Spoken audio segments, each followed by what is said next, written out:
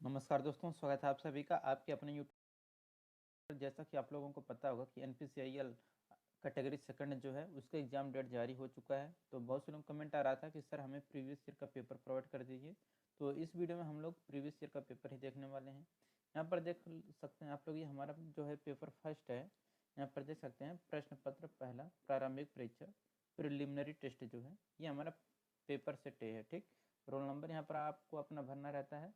ये हमारा जो पेपर है दोस्तों, ये हम आपको बता देते हैं। ये जो पेपर हुआ था, ये पेपर हुआ था 11/6/2019 को। तो 11/6/2019 का ये हमारा ऑफिशियल पेपर है। ठीक, तो 11/6/19 का ये हमारा पेपर है। इसमें जो आपको समय प्रोवाइड किया गया था वह 1 घंटे का समय प्रोवाइड किया गया था और अधिकतम अंक ये आपका 150 नंबर का था। ठीक, तो और इसमें कुल नंबर ऑफ क्वेश्चन जो थे वह आपके 50 क्वेश्चन थे, जिसमें से मैथ के यहाँ पर 20 क्वेश्चन थे, साइंस के यहाँ पर 20 क्वेश्चन थे और जनरल अवेयरनेस के यहाँ पर 10 क्वेश्चन थे। ठीक, तो ये हो गया। और यहाँ पर देख सकते हैं कि सभी प्रश्नों के अंक बराबर हैं। प्रत्येक प्रश्न जो है 3-3 नंबर के हैं। तो एक क्वेश्चन अगर आपका सही होगा तो आपको 3 नंबर दिया जाएगा। अगर एक क्वेश्चन आपका गलत होता है तो 1 अंक आपका काट लिया जाएगा। ठीक, तो ये तो इसके एग्जाम पैटर्न के बारे में हो गया। आइए हम लोग इसको सॉल्व भी कर लेते हैं। तो यहाँ पर सबसे पहले हम लोग मैथ को सॉल्व कर लेते हैं। तो यहाँ पर दोस्तों, यहाँ पर आप लोग देख सकते हैं, यहाँ पर ये हमारा हो गया। जैसे यहाँ पर देख सकते हैं preliminary paper for the maintainer ITI technician category second STTM। तो ITI वालों के लिए हमारा पेपर, ये हमारा मैथमेटिक्स का पेपर है। इसमें कह रहा है कि क्वेश्चन नंबर पहला कह रहे हैं कि आइडेंटिफाई द प्राइम नंबर है, यानी कि अभाज्य संख्या की पहचान करें। तो जो अभाज्य संख्या वही आपको चूज करना है इसमें। तो इसमें देखिए जो अभाज्य संख्या है 191 जो है ये हमारा अभाज्य संख्या, यानी कि 191 अभाज्य संख्याएं वो होती हैं जो किसी भी अंक से ना कटे, सिर्फ और सिर्फ स्वयं से कटे या फिर एक से कटे। ठीक, तो एक से कटे या फिर स्वयं से कटे, वही हमारी अभाज्य संख्या होती है। तो 191 हमारी अभाज्य संख्या जो कि किसी से नहीं कटती है। ठीक, 197 भी किसी से नहीं कटता है, 199 भी किसी से नहीं कटता। तो ये तीनों के तीनों अभाज्य संख्याएं हैं। ठीक, तो जब ये तीनों अभाज्य संख्याएं हैं तो यहाँ पर हमारा करेक्ट आंसर क्या हो जाएगा, ऑप्शन नंबर डी की ऑल ऑफ दीज, यानी कि इसमें जो सभी संख्याएं हैं ये सब क्या है, अभाज्य संख्याएं हैं। अब देखिए यहाँ पर दूसरा क्वेश्चन कह रहे हैं what is the average of the number 0, 0, 4, 10, 5 and 5, यानी कि संख्याओं का औसत क्या है। जो संख्या है 0, 0, 4, 10, 5 और 5। तो देखिए औसत निकालने का जो फार्मूला होता है, औसत इक्वल टू होता है आपका कि अंकों का कुल योग, तो अंकों का योग बटे अंकों की कुल संख्या, अंकों की कुल संख्या, यह इसका फार्मूला होता है। तो इस हिसाब से अगर हम लोग निकाला जाए तो यहाँ पर देख सकते हैं औसत में क्या निकल कर आएगा, अंकों का योग कितना हो जाएगा। देखिए 0 + 0 + 4 + 10 + 5 + 5 कितना हो जाएगा, 10 × 4 = 14, 14 और 10 यहाँ पर 24 हो जाएगा। तो अंकों का यहाँ पर कुल योग कितना हो जाएगा, 24 बटे कितना हो जाएगा, अंक कितने हैं 1, 2, 3, 4, 5 और 6। तो 24/6, तो 24/6 करेंगे तो इसको हम लोग काटेंगे तो 6 चौक के 24, यानी कि यहाँ पर हमारा 4 करेक्ट आंसर हो जाएगा। ठीक, तो यहाँ पर हमारा 4 करेक्ट आंसर हो जाएगा, ऑप्शन नंबर बी यहाँ पर हमारा करेक्ट हो जाएगा। ठीक, तो ये हो गया हमारा ऑप्शन नंबर बी यहाँ पर करेक्ट। तो इसे ये हो गया हमारा। अब चलते हैं अगले क्वेश्चन पे।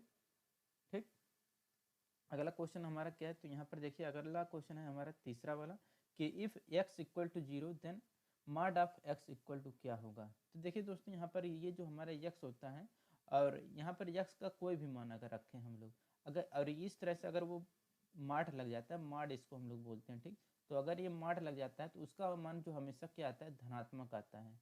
हमेशा आपको पॉजिटिव लिया जाना चाहिए। ठीक, माड मतलब होता है कि अंदर कोई भी संख्या उसका मान आपका धनात्मक ही आएगा। जैसे उदाहरण में अगर हम ले लें, जैसे कि यहाँ पर x का मान अगर हम x = -1 है रख दे रहे हैं तो इसका जो माड निकल कर आएगा, यानी कि -1 अगर है तो इसका जो माड निकल कर, अगर माड निकालेंगे तो यहाँ पर आपका 1 ही आएगा। ठीक, और अगर इसी तरह से यहाँ पर बाई चांस -p रख दे रहे हैं तो भी इसका मान आपका p ही आएगा। ठीक, अगर इसका मान हम लोग रख दे रहे हैं p तो इसका मान p ही आएगा। यानी कि आपको जो अंक यहाँ पर आएगा माठ लगाने से क्या होता है कि आपको वैल्यू जो लेनी है वह आपको पॉजिटिव ही लेना है, चाहे अंदर माइनस हो प्लस हो कुछ भी हो, आपको उसका जो मान निकालना है वो आपका पॉजिटिव में आता है। माठ लगाने का मतलब यही होता है। ठीक, तो ये हो गया आपका क्वेश्चन कंप्लीट। तो यहाँ पर ये आपको समझ में आ गया होगा कि ये किसके बराबर होगा। तो यहाँ पर देख सकते हैं, तो ये हो गया आपका कि इसे हम थोड़ा मिटा दें। तो यहाँ पर mod of x is equal to, यदि एक्स इक्वल टू 0 तो एक्स का मान किसके बराबर होगा? तो देखिए मॉड ऑफ एक्स, अगर एक्स का मान अगर हम लोग 0 रख देते हैं तो मॉड ऑफ 0 का मान हमेशा कितना आएगा? ये 0 ही आएगा। ठीक, तो यहाँ पर तीसरे का करेक्ट आंसर क्या हो जाएगा? Option number C. सी यहाँ पर हमारा करेक्ट आंसर हो जाएगा। लेकिन हमने आपको मॉड का मतलब बता दिया कि मॉड का मतलब क्या होता है। अगर यहीं पर कह देता है दोस्तों यहाँ पर कि एक्स इक्वल टू, अगर कह देता है ये -1 है, तो आपका मॉड ऑफ -1 इक्वल टू कितना आता? 1 ही आता। अगर ये कह देता है अगर एक्स इक्वल टू 1 है तो भी कितना आता? तो mod of x equal to, अगर यहाँ पर एक्स का मान रखते हैं 1, तो 1 का मान मॉड ऑफ में निकालते तो इसका मान 1 ही आता। ठीक, तो ये हो गया आपका क्वेश्चन कंप्लीट। तो हमने आपको बता दिया कि बाई चांस अगर कभी क्वेश्चन में घुमा के फिर से आ जाएगी इसी टाइप के क्वेश्चन तो आप लोग कर लें, छूटे ना पाए। ठीक, तो ये हो गया। अब देखिए यहाँ पर कह रहा है कि अगला कि 2 का पावर 0 का मान कितना होगा? देखिए किसी भी पावर का अगर घात 0 है तो कोई भी संख्या अगर उसका घात 0 है तो उसका मान हमेशा कितना निकल कर आता है? 1 निकल कर आता है। ठीक, तो यहाँ पर आपका ए आंसर करेक्ट हो जाएगा। अब देखिए यहाँ पर 5वां क्वेश्चन है, कह रहा है find the two roots of equation. क्या रहा है? X square plus 7x plus 12 equal to 0 है। यदि x square plus 7x plus 12 equal to 0 है तो समीकरण के दो मूल ज्ञात कीजिए। तो देखिए दोस्तों, इसको सॉल्व करने का तरीका क्या होता है? वही होता है कि जो लास्ट का ये अंक है इसको इस तरह से इसको दो पार्ट में डिवाइड करिए कि इसका जो गुणनफल हो वह आपका 12 आए और उसका योगफल करें तो हमारा 7 आए। तो देखिए यहाँ पर ये हमारा 3 गुणे 4 करेंगे तो हमारा कितना आएगा? इसका गुणनफल 12 आएगा। लेकिन अगर यहाँ पर इसका योगफल करेंगे 3 और 4 का तो हमारा 7 आएगा। ठीक, तो ये हो गया। और इसी तरह से यहाँ पर जब इसको हम लोग डिवाइड करेंगे तो यहाँ पर हमारा इसको जब सॉल्व करेंगे क्वेश्चन को तो यहाँ पर इस तरह से हमारा निकल कर आएगा। यहाँ पर आप लोग देख सकते हैं कि ये हमारा क्या हो जाएगा? एक्स स्क्वायर प्लस 7x को हम लोग क्या लिख सकते हैं? 3x plus 4x plus 12 equal to 0 लिख सकते हैं। ठीक, अब इसमें x कॉमन हो जाएगा तो x प्लस 3 बचेगा, प्लस इसमें 4 कॉमन होगा तो x प्लस 3 बचेगा। टोटल ये कितना हो जाएगा? 0। अब देखिए दोनों कोष्टक में हमारा क्या है? x प्लस 3, तो x प्लस 3 हम कॉमन ले लेंगे तो इसके बाद यहाँ पर हमारा क्या बचेगा? x plus 4 equal to 0। अब यहाँ पर देखिए समीकरण के दो मूल ज्ञात कीजिए। तो यहाँ पर मूल ज्ञात करने के लिए हम लोग क्या करते हैं? एक बार इसका मान 0 रखेंगे 0 के बराबर, एक बार इसका मान 0 के बराबर रखेंगे। तो अगर यहाँ पर x प्लस 3 इक्वल टू 0 है तो यहाँ पर x का मान क्या निकल कर आएगा? x का मान आएगा -3। एक यो हो गया। दूसरा, अगर x प्लस 4 इक्वल टू अगर आपका 0 है तो यहाँ पर जो x का मान निकल कर आएगा, x इक्वल टू यहाँ पर आपका निकल कर आएगा 4। ठीक, तो यहाँ पर ये आपको x इक्वल टू -4 आएगा, सॉरी। तो x इक्वल टू -4 और -3, तो -3 -4 ऐसा किस में दिख रहा है? ऑप्शन नंबर बी में दिख रहा है। तो पांचों के यहाँ पर बी आंसर करेक्ट हो जाएगा, -3 और -4। तो इसे, तो ये हो गया आपका क्वेश्चन कंप्लीट। अब चलते हैं हम लोग 6वें क्वेश्चन पर। कह रहा है कौन सा विकल्प सही है? तो जो विकल्प सही है वही आपको चूज करना है यहाँ पर। अब आप लोग देख सकते हैं क्वेश्चन क्या है। कह रहा है विच ऑप्शन इज करेक्ट, कौन सा विकल्प सही है। कह रहा है कि कौन सी संख्या बड़ी है इसमें। अब देखें यहाँ पर देखें 456 बड़ा है कि 465 बड़ा है। तो जो बड़ा रहता है उसका उसी की तरह मुंह खुला होता है। तो यहाँ पर देखेंगे 456 हमारा क्या है? छोटा है। तो छोटा है तो ये हमारा ऑप्शन ही गलत हो जाएगा। यहाँ पर हमारा सबसे बड़ा कौन सा है? 465। 465 बड़ा है। ठीक, जबकि ये यहाँ पर ये हमारा गलत हो जाएगा। अब इसमें अगर देखा जाए 476 और 467 में कौन बड़ा है? तो 476 बड़ा है, 467 छोटा है। तो ये हमारा क्या है? ये हमारा बी वाला ऑप्शन करेक्ट हो जाएगा। ठीक, अब यहाँ पर देखेंगे क्या रहा है यहाँ पर सी वाले में कि 403 बड़ा है कि 430 बड़ा है। तो 430 बड़ा है तो मुँह इस साइड खुला होना चाहिए था, जबकि ये इन्होंने उल्टा दे दिया है। तो ये भी हमारा गलत हो जाएगा। अब 457 475 में कौन बड़ा है? 475 बड़ा है, तो इसका इस तरह से होना चाहिए था, तो ये हुआ नहीं, तो यहाँ पर ये गलत हो गया। ठीक, तो यहाँ पर हमारा करेक्ट आंसर हो जाएगा ऑप्शन नंबर बी। ठीक, अब अगले क्वेश्चन पर चलते हैं हम लोग। अगला क्वेश्चन कह रहे हैं यहाँ पर 5 गुणे -2 -8 -12 प्लस 16 भागा -8, तो इसका मान कितना आएगा? तो यहाँ पर देखिए 5 गुणे -2 करेंगे तो हमारा कितना आएगा? -10 आएगा। माइनस करेंगे 8 में से 12 घटाएंगे तो कितना आएगा? -4, तो -4 यहाँ पर आ जाएगा। प्लस यहाँ पर कितना आएगा? देखिए 16 आएगा, भागा तो इसको हम लोग गुणा करेंगे 1/-8 हो जाएगा ये। अब इसको 8 से यहाँ पर काटेंगे तो ये हमारा 2 बार में कट जाएगा। अब इसको जब हम लोग जब आगे सॉल्व करेंगे तो यहाँ पर हमारा क्या आएगा? तो देखिए -10 आएगा। अब देखिए माइनस माइनस का गुणा होगा तो प्लस हो जाएगा, +4 हो जाएगा। प्लस यहाँ पर कितना हो जाएगा? 2/-1 होगा यहाँ पर, यानी कि ये -2 आ जाएगा हमारा। यहाँ पर हमारा क्या हो जाएगा? -2। अब इसको हम लोग सॉल्व अगर करें तो कितना हो जाएगा कि -12 + 4, तो -12 + 4 यानी कि -8 आएगा। तो यानी कि यहाँ पर 7वें का करेक्ट आंसर क्या हो जाएगा, ऑप्शन नंबर डी, क्योंकि यहाँ पर x का मान -8 आ रहा है, यहाँ पर 7वें का यहाँ पर डी आंसर करेक्ट हो जाएगा। ठीक, -8। तो ये आप लोगों का हो गया क्वेश्चन सॉल्व। अब चलते हैं अगले क्वेश्चन पर। ये हो गया हमारा क्वेश्चन कंप्लीट। ठीक, -8 वाला हो जाएगा।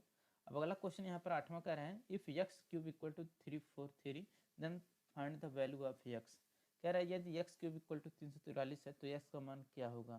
तो दोस्तों हम आपको बता दे रहे हैं, यहाँ पर सबसे पहले देखेंगे तो ये 3 जो किसका आता है, तो 3 3 9 27 का आता है। ठीक, तो 3 का क्यूब 27 आता है, 4 का क्यूब जो रहता है वो हमारा कितना आता है, 4 चौका 16, चौको 64 रहता है। ठीक, और ये जो है हमारा 743, 7 7 343 होता है। तो यही हमारा था, इसका कह रहा था कि x क्यूब इक्वल टू 343 है तो x का मान क्या होगा, तो हमारा इसका घनमूल निकालना पड़ेगा 343 का। यहाँ पर ये 343 तो होगा ही नहीं। ठीक, तो यहाँ पर हमारा करेक्ट आंसर हो जाएगा ऑप्शन नंबर डी। तो 8वें का हमारा डी यहाँ पर करेक्ट हो जाएगा। ठीक, तो ये आपका हो गया 8वें का डी 7। अब देखिए यहाँ पर 9वां क्वेश्चन कह रहा है, √100 प्लस √49 का मान कितना होगा। तो देखिए इसको सॉल्व करने के लिए आप लोग देख सकते हैं, √100 का मान कितना आएगा, तो ये आ जाएगा आपका 10 प्लस √49 का मान आएगा 7, तो 10 और 7 मिला के कितना हो जाएगा 17। अब 17 ऑप्शन में देखेंगे तो कहीं पर नहीं दिए हैं, तो 17 को हम लोग क्या लिख सकते हैं, इसको अंडर रूट लगा के 17 × 17 तो लिख सकते हैं, आप लोगों को भी पता होगा। तो अब √17 × 17 अगर हम लोग करेंगे तो यहाँ पर हमारा करेक्ट आंसर क्या जाएगा, 17 × 17 इक्वल टू 289 होगा। तो यहाँ पर हमारा करेक्ट आंसर क्या जाएगा, ए।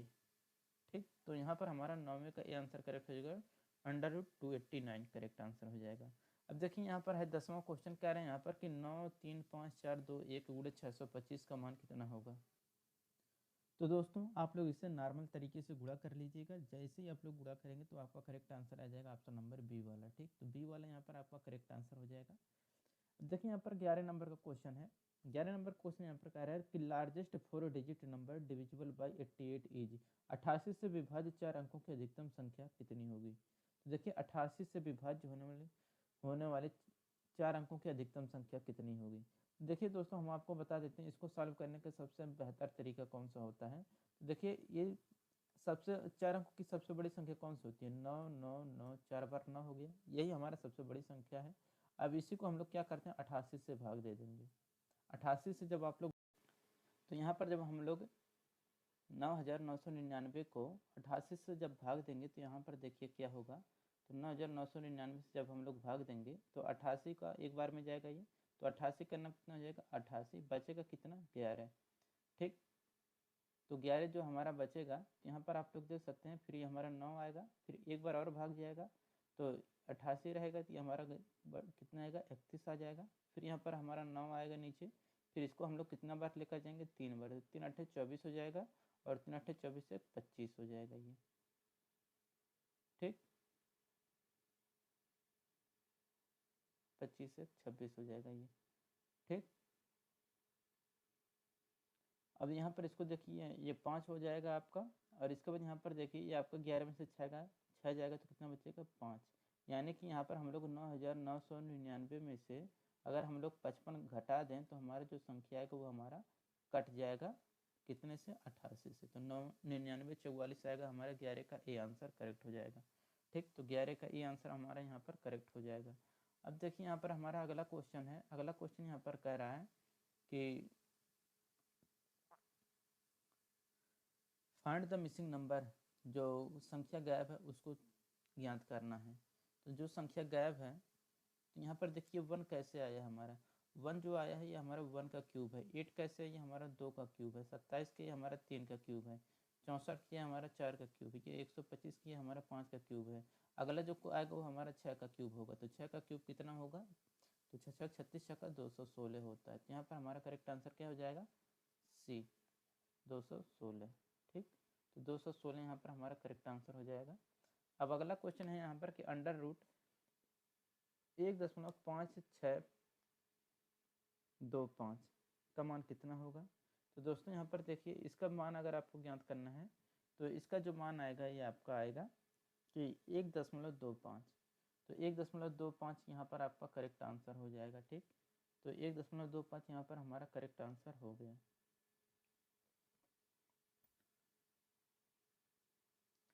अब देखिए यहाँ पर हमारा करेक्ट आंसर क्या है, हो गया 1.25। 14 नंबर क्वेश्चन है, यदि पी का power x equal to q का power y equal to r का पावर जेड, तो p by q by p equal to r by q, then 2z upon x plus z का मान क्या होगा। तो देखिए दोस्तों, इसको सॉल्व करना है तो इसको जो ये आपका दिया है पी का पावर एक्स, यहाँ पर पी का power x equal to q का power y equal to r का पावर जेड दिया है, इसको बराबर हम के मान ले रहे हैं। तो जो हम लोग इसे के मानेंगे, यहाँ पर देखिए ये जो हमारा इक्वेशन दिया है कि q by p equal to r by q, तो इसको अगर हम लोग सॉल्व करेंगे, यहाँ पर आप लोग देखिए कि क्यू बाई पी दिया है equal to r by q दिया है। तो यहाँ पर देखिए ये हमारा q square equal to p into r हो जाएगा। ठीक, तो ये हमारा q equal to p into r हो गया।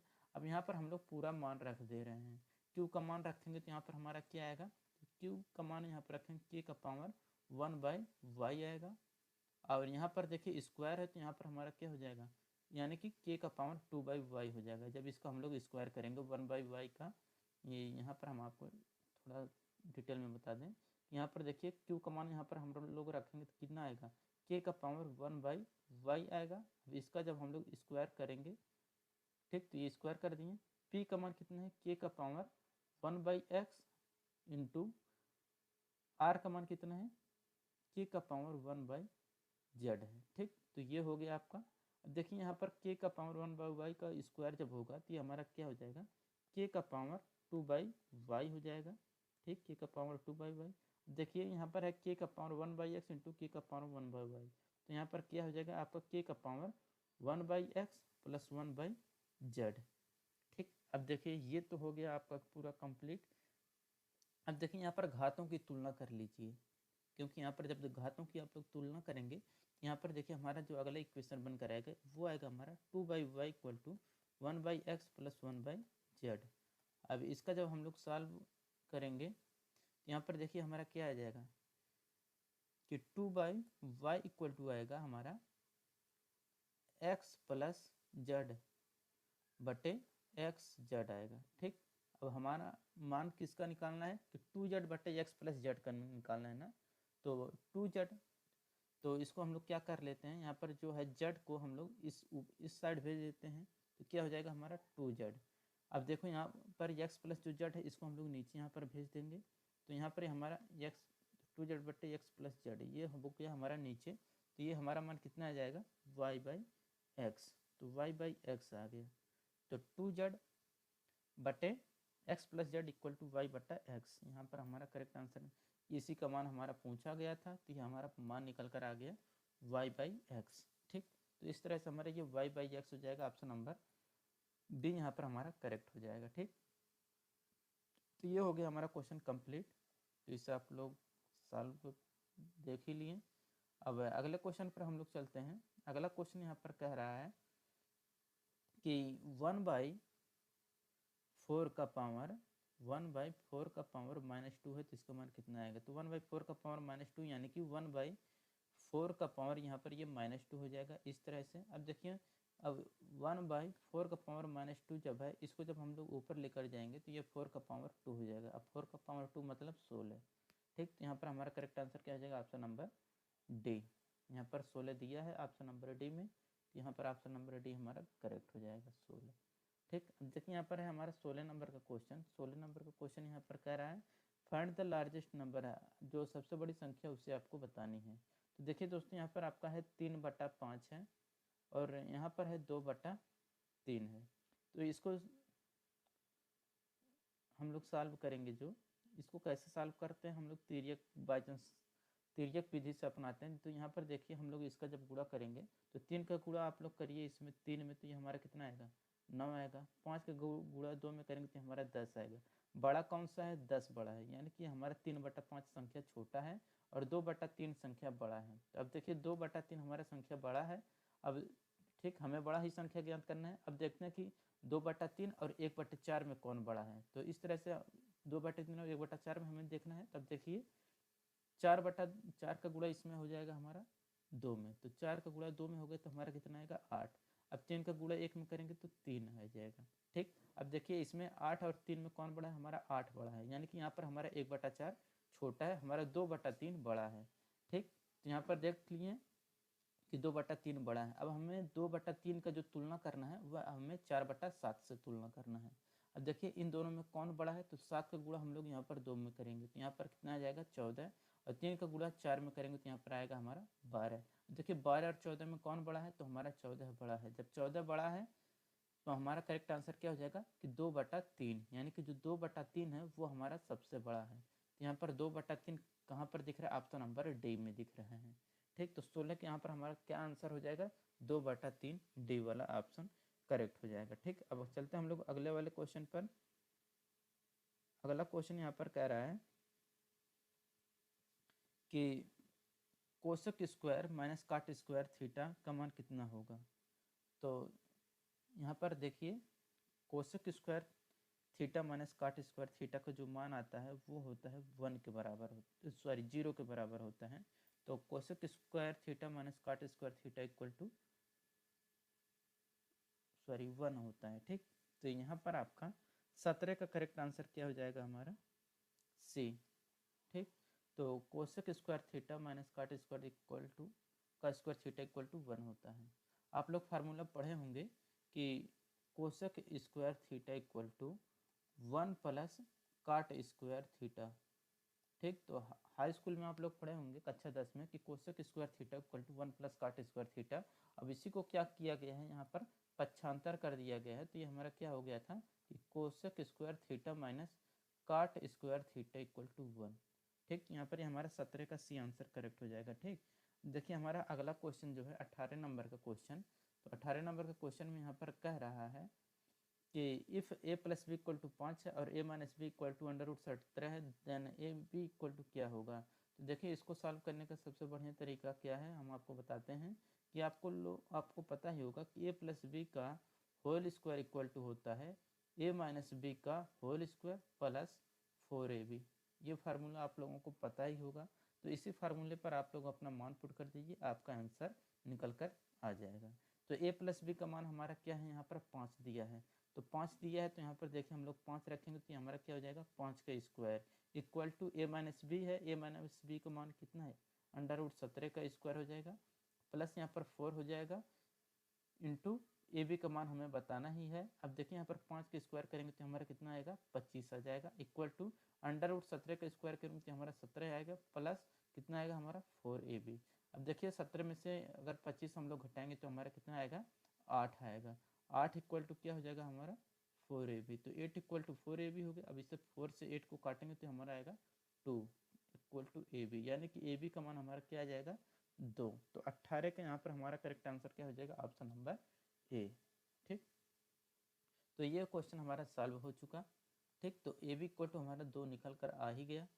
अब देखिए अगला क्वेश्चन जो है हमारा वो है हमारा 19 नंबर का। 19 नंबर का क्वेश्चन यहाँ पर कह रहा है कि in a right angle triangle 2 sides are 3 centimetre and 4 centimetre, find the length of hypotenuse in centimetre. एक समकोण त्रिभुज की दो भुजाएं 3 सेंटीमीटर और 4 सेंटीमीटर है, तो सेंटीमीटर में कर्ण की लंबाई।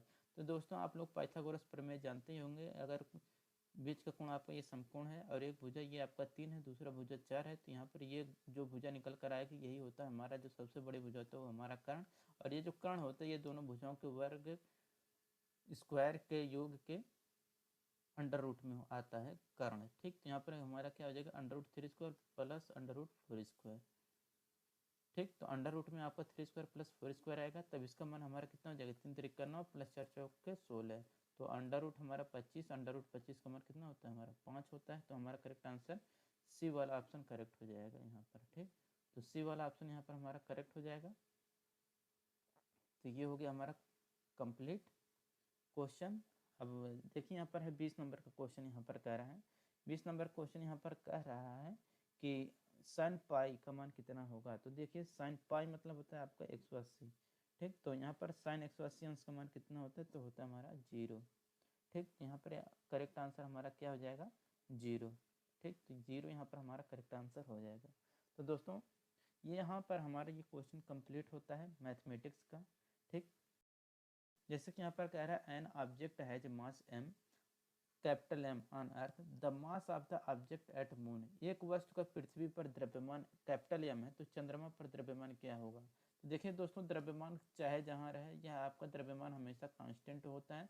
तो द्रव्यमान किसी वस्तु का अगर पृथ्वी पर m है तो चंद्रमा पर ले जाएं या सूर्य पर ले जाएं या फिर कहीं पर भी आप लेकर जाएं, तो द्रव्यमान आपका यम ही रहेगा। लेकिन अगर यहाँ पर भार की बात करता ना, तो यहाँ पर भार आपका दूसरा हो जाता है, क्योंकि देखिए जो चंद्रमा पर किसी वस्तु को हम लोग लेकर जाएंगे तो वहाँ पर जो गुरुत्वाकर्षण है वह पृथ्वी के गुरुत्वाकर्षण का 1/6 है। ठीक, इसलिए यहाँ पर क्या कि अगर कोई वस्तु पृथ्वी पर किसी वस्तु का भार यम है, तो उसको अगर हम लोग चंद्रमा पर ले जाएंगे तो द्रव्यमान तो उसका वही रहेगा, लेकिन उसका जो भार होगा वह आपका m/6 हो जाता है। ठीक, तो m/6 जो आता है वह आपका भार रहता है, लेकिन यहाँ पर द्रव्यमान की ही बात किया है, तो द्रव्यमान आपका हमेशा फिक्स होता है, स्थिर होता है। तो चंद्रमा पर लेकर जाएं या पृथ्वी पर है, उसका द्रव्यमान यम ही रहेगा। लेकिन अगर यहाँ पर भार की बात करता है तो चंद्रमा पर भार कितना हो जाता? m/6 हो जाता। तो ये आपका डाउट क्लियर हो गया होगा। तो यहाँ पर आपका 21 का ए वाला आंसर करेक्ट हो जाएगा m। ठीक, यम हो गया। अगर यहीं पर द्रव्यमान की जगह पर यहाँ पर जो आपका द्रव्यमान दिया है, द्रव्यमान की जगह पर आपका अगर यहाँ पर भार दिया रहता तो आपका m/6 वाला सही हो जाता। ठीक, तो ये हो गया आपका क्वेश्चन कंप्लीट। अब चलते हैं अगले क्वेश्चन पर। अगला क्वेश्चन यहाँ पर कह रहा है कि the most abundant gas found in atmospheric is, वायुमंडल में सबसे अधिक मात्रा में कौन सी गैस पाई जाती है? तो देखिए वायुमंडल में जो सबसे अधिक मात्रा में पाई जाती है गैसें, वो रहता है हमारा नाइट्रोजन। ठीक, यहाँ पर हमारा नाइट्रोजन करेक्ट आंसर हो जाएगा। ठीक, तो 22 के यहाँ पर हमारा सी आंसर करेक्ट हो जाएगा। 23 नंबर क्वेश्चन है which metal remains liquid at normal ambient temperature, कौन सी धातु परिवेश के सामान्य तापमान पर तरल अवस्था में होती है? देखिए जो धातु नॉर्मल टेम्परेचर पर या सामान्य तापमान पर भी वह तरल अवस्था में पाई जाती है, वो हमारा रहता है पारा। पारा धातु ऐसा है जो कि सामान्य तापमान पर ये तरल अवस्था में पाई जाती है। ठीक, अब देखिए यहाँ पर है हमारा 24 नंबर का क्वेश्चन। 24 नंबर क्वेश्चन यहाँ पर कह रहा है which among the following is an acid, इनमें से कौन सा एक अम्ल है? अम्ल की बात किया है तो आपको भी पता होगा कि यहाँ पर जो हमारा हाइड्रोक्लोरिक अम्ल HCl जो है ये हमारा हाइड्रोक्लोरिक अम्ल होता है। NaCl क्या है? तो ये हमारा लवण होता है। KOH ये भी हमारा लवण है और PbSO4 ये भी हमारा लवण ही है। ठीक, NaCl को हम लोग साधारण भाषा में नमक बोलते हैं। सोडियम क्लोराइड ये हमारा KOH पोटेशियम हाइड्रोक्साइड है। Pb यहाँ पर लेड सल्फेट है, तो PbSO4 हमारा लेड सल्फेट है। KOH हमारा पोटेशियम हाइड्रोक्साइड है। NaCl ये हमारा नमक है या सोडियम क्लोराइड है। HCl हाइड्रोक्लोरिक अम्ल है। ठीक, तो अम्ल की बात किया था तो HCl यहाँ पर हमारा करेक्ट आंसर हो जाएगा। देखिए यहाँ पर है हमारा 25 नंबर का question eight normal atmospheric pressure the boiling point of water is, सामान्य वायुमंडलीय दबाव पर पानी का क्वथनांक कितना होता है? तो देखिए सामान्य वायुमंडलीय दबाव पर जो बॉइलिंग पॉइंट होता है वाटर का वो होता है हमारा 100 डिग्री सेल्सियस। तो यहाँ पर 100 डिग्री सेल्सियस करेक्ट आंसर हो जाएगा कि पानी का क्वथनांक 100 डिग्री सेल्सियस होता है।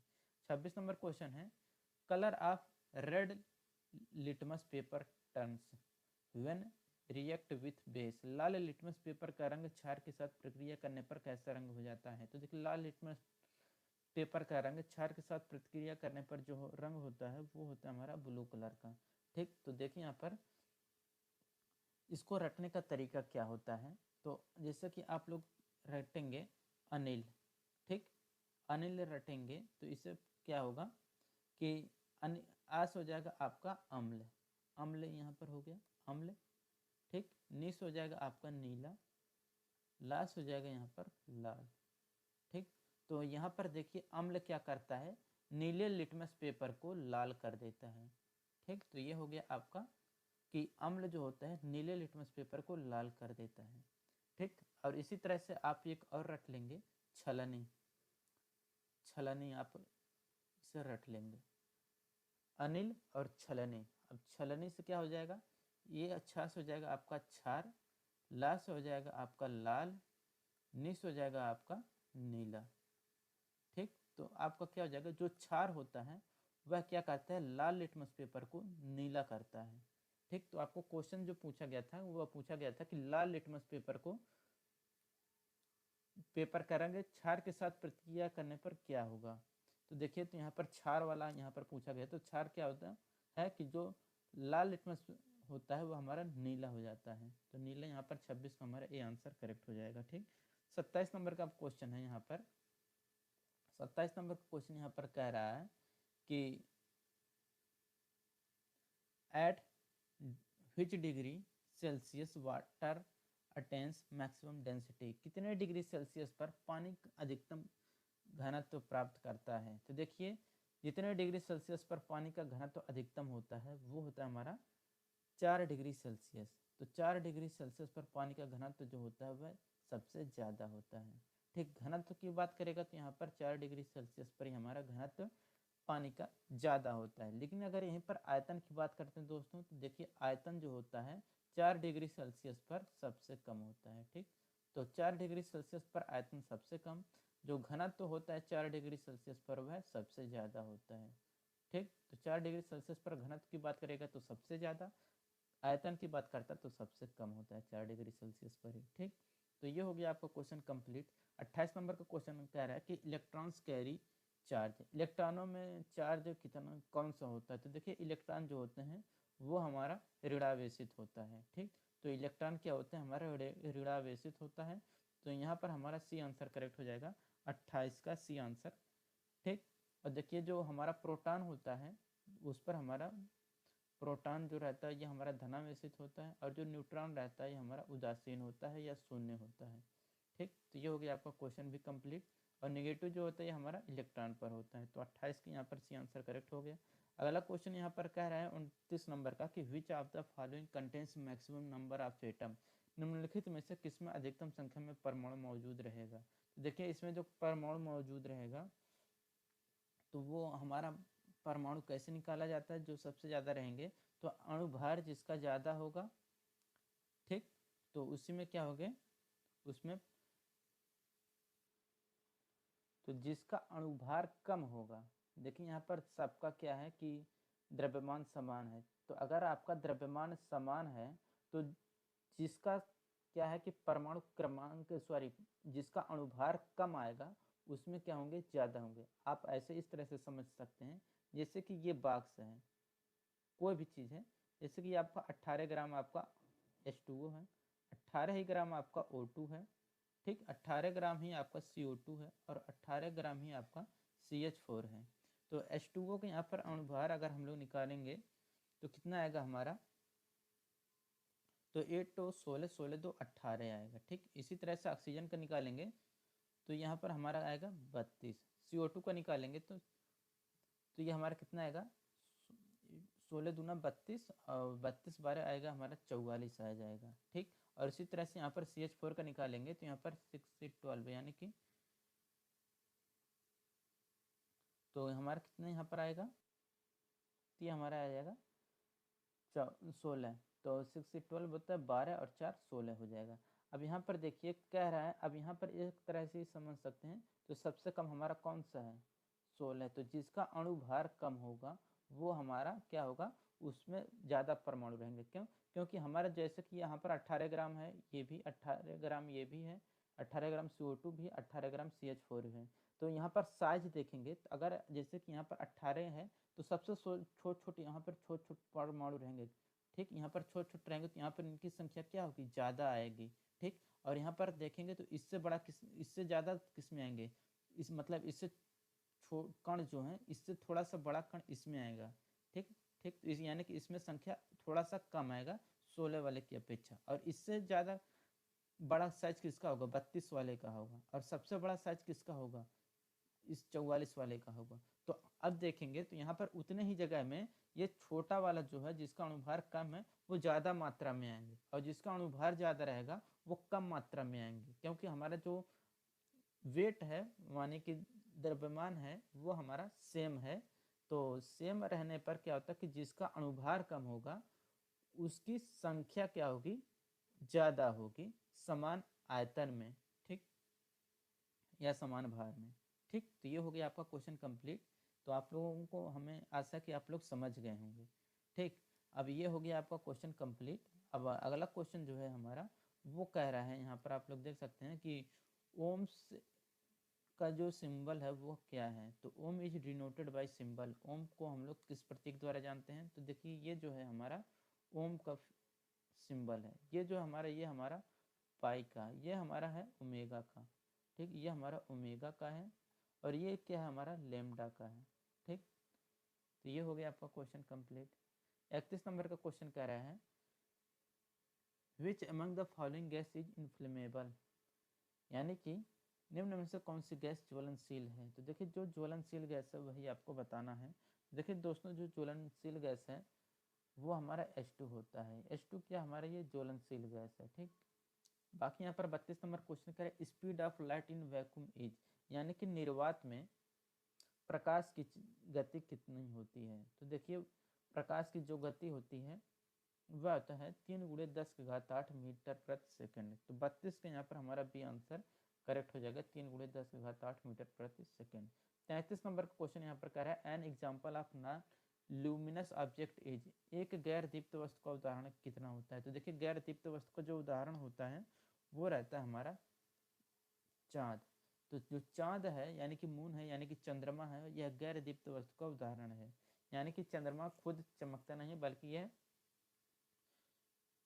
दूसरे की चमक से ही ये चमकता है, ठीक। खुद की इसके पास कोई भी दीप्त नहीं है जिससे कि स्वयं जले, ठीक। तो जलते हुए मोमबत्ती तो खुद ही जलता है, स्विच ऑन करने पे बिजली का बल्ब जलता है, सूर्य भी खुद की रोशनी है, लेकिन जो चांद जो चमकता है ये इसकी खुद की रोशनी नहीं होती, ये दूसरे की चमक से ही चमकता है, ठीक। अब देखिए यहाँ पर है 34 नंबर का क्वेश्चन कि chemical symbol of sodium is, तो सोडियम का जो सिंबल है वो हमारा Na है, ये हमारा है सिलिकॉन का, ये हमारा पारे का, ये हमारा टिन का, ठीक। यहाँ पर हमारा करेक्ट आंसर क्या हो जाएगा, सोडियम का है, तो बी आंसर करेक्ट हो जाएगा। 35 नंबर क्वेश्चन में value of Avogadro number is, Avogadro संख्या का मान कितना होता है। तो देखिए दोस्तों एवोगाड्रो संख्या का जो मान होता है वो होता है 6.022 × 10⁻23 होता है। यहाँ पर 35 का आपका करेक्ट आंसर क्या हो जाएगा, option number B. 36 number question यहाँ पर कह रहा है कि periodic table is based on, आवर्त सारणी किस पर आधारित होता है। तो देखिए आवर्त सारणी जो होता है ये हमारा एटॉमिक नंबर यानी कि परमाणु संख्या पर आधारित है, ठीक। तो एटॉमिक नंबर यहाँ पर हमारा करेक्ट आंसर हो जाएगा।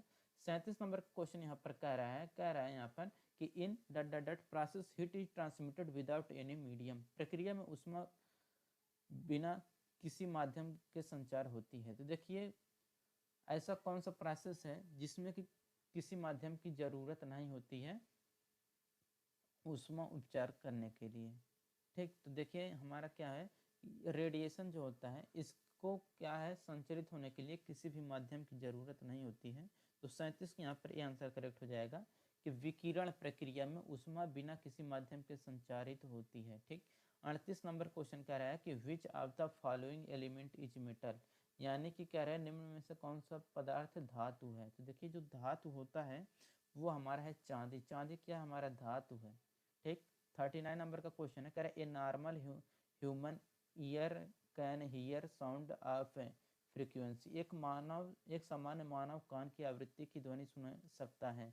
देखिए जो मानव का कान होता है यह 20 हर्ट्ज से लेकर 20 किलो हर्ट्ज तक की आवृत्ति को सुन सकता है, ठीक। तो यहाँ पर 39 के यहाँ पर हमारा ए आंसर करेक्ट हो जाएगा।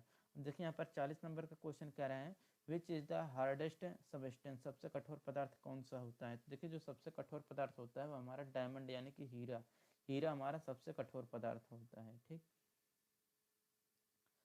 और यही बात अगर यहाँ पर कठोर पदार्थ की बात करेगा तो दोस्तों यहाँ पर आपका डायमंड होगा, लेकिन कठोर धातु की बात करता तो यहाँ पर हमारा प्लेटिनम हो जाता है। इस बात को आप लोग जरूर ध्यान में रखिएगा, कठोर धातु की बात करता तो प्लेटिनम, कठोर पदार्थ की बात करेगा तो हीरा, ठीक।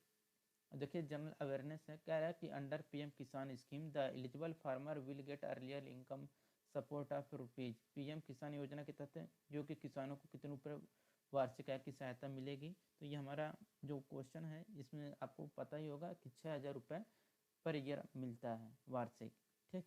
42 नंबर क्वेश्चन है which bank is not in the part of bank merger process, कौन सा बैंक विलय प्रक्रिया में शामिल नहीं है। तो देखिए विजया बैंक, देना बैंक और बैंक ऑफ बड़ौदा ये तीनों आपस में विलय हो चुके हैं, ठीक। इलाहाबाद बैंक आपका विलय नहीं हुआ था, ठीक।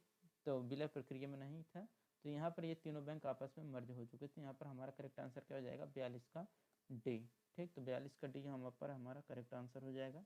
देखिए 43 नंबर का क्वेश्चन है कि which river finally falls into Arabian Sea, कौन सी नदी अंत में अरब सागर में गिरती है। तो देखिए जो अंत में अरब सागर में गिरती है वो हमारा है ताप्ती।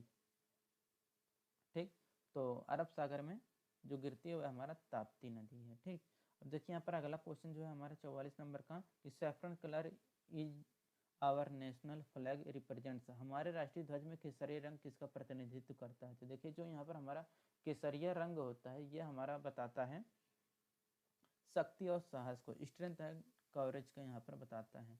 देखिए यहाँ पर 45 नंबर क्वेश्चन है कि Shri dot dot dot is the current minister of home affairs of India, कि भारत में वर्तमान गृह मंत्री कौन है। तो दोस्तों यहाँ पर ये जो क्वेश्चन आपका पूछा गया था, ठीक, कि उस समय की भारत के वर्तमान गृह मंत्री कौन है। तो देखिए जो वर्तमान गृह मंत्री थे वह हमारा अमित शाह हैं, जो क्वेश्चन पूछा गया था। ठीक, तो अमित शाह आपका करेक्ट आंसर हो जाएगा यहाँ पर, अमित शाह। देखिए commodore is one of the rank of the Indian, commodore भारतीय डट डट किस में एक रैंक है। तो देखिए जो कमाडोर है ये हमारा रैंक है नौसेना का, तो नौसेना यहाँ पर हमारा करेक्ट आंसर हो जाएगा। 47 नंबर का क्वेश्चन यहाँ पर कह रहा है कि इक्वेटर पासेज ओवर, भूमध्य रेखा किसके ऊपर से गुजरती है। तो देखिए जो भूमध्य रेखा है ये हमारा गुजरता है इंडोनेशिया से, तो इंडोनेशिया के ऊपर से गुजरती है भूमध्य रेखा। Smallest bone is situated in humans, मानव के शरीर में सबसे छोटी हड्डी कहाँ पर स्थित होती है। देखिए मानव में सबसे छोटी जो हड्डी होती है वह हमारे कान की हड्डी होती है, जो कि हमारा स्टेपीज कहलाती है। तो कान की हड्डी जो स्टेपीज होती है, स्टेपीज या स्टेपीज, तो या स्टेपीज या स्टेपीज, इसी ये कान की हड्डी होती है जो कि मानव में उपस्थित सबसे छोटी हड्डी होती है। तो 48 यहाँ पर आपका सी आंसर करेक्ट हो जाएगा। 49 नंबर क्वेश्चन है कि IPL 2019 का विनिंग टीम या विनर कौन है, या विजेता टीम कौन सी थी IPL 2019 की। ये उस समय जो थी ये हमारा MI था। ठीक, 50 नंबर क्वेश्चन है कि a candidate must be minimum डट year of age to contest election for president of India, भारत के राष्ट्रपति पद के चुनाव लड़ने के लिए उम्मीदवार की न्यूनतम आयु कितने वर्ष होनी चाहिए। तो ये होनी चाहिए आपका 35। तो यहाँ पर आपका 50 का सी आंसर करेक्ट हो जाएगा। तो दोस्तों यहाँ पर ये हमारा पूरा कंप्लीट होता है NPCIL का पूरा पेपर। अगर वीडियो आपको अच्छा लगा हो वीडियो को लाइक करिए, अपने दोस्तों के साथ शेयर करिए। मिलेंगे नेक्स्ट वीडियो में। Thank you.